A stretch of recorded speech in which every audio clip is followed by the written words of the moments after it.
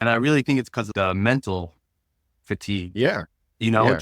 just watching the kids, trying to keep track of everything, not knowing where we're going to go next, not knowing how long we're going to stay there. I think not knowing your end, like at the hike, you really have a beginning and end. It's like a race Hmm. where if you're just aimlessly walking around, like there is no end in your mind. So your mind doesn't have like, oh, I'm almost there. It's just, I'm stuck in a desert in the middle of nowhere. When am I going to leave? And I think that's like a state your mind gets in that you have to control that yourself and be like, all right, we're leaving at 4. I know we're leaving in an hour. I got this type Yes. of thing. I wonder if that would trick you into like being less tired. I wonder because that's what it made me think about a lot. Is I did that hike and I was a little worried about that hike, but I've been training for being able to go on hikes and carry the kids and all that kind of stuff, like we've been talking about. And I felt really able with that. But then, and it Mhm. wasn't because I was super tired from the hike that the Bluemont Fair felt like that.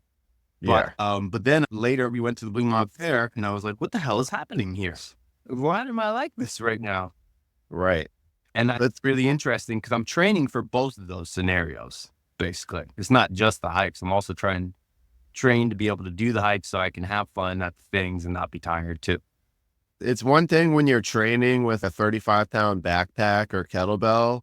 It's another thing, like where you don't have to think about that kettlebell, like jumping out of your arms or like going somewhere else and getting lost or something crazy like that. You have a literal live human being. And I think that takes a lot of your like total load just to mentally be there for your kid. And I think that would probably have a lot to do with it. Yeah, I was thinking about like how the nervous system must be very occupied, basically, and must be and was much less occupied on the hike. Even though I had my kids with me on the hike, one was strapped to me and the other one was with her aunt, basically. My job just to keep people in line and safe, you know. Yeah. So I could actually go slower because I was the fastest person there. So everybody else I could chill with a little bit more Right. and my energy. So it Yeah. felt like it was a energy management thing. And it also felt like my nervous system just was super occupied to the point where my musculoskeletal, the rest of my body systems were just able to do the minimum or the norm, basically. I like it. I Mm. like that. That's good to notice that. And so we actually went out like a week ago and did some frisbee golf, Yeah.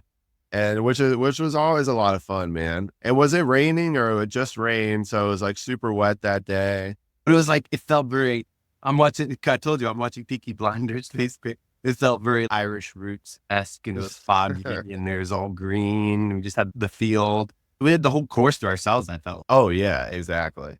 And when we knew at the beginning, we're like, okay, tomorrow our biceps will be sore, which is interesting to think about in like the frisbee and like the how you would throw it.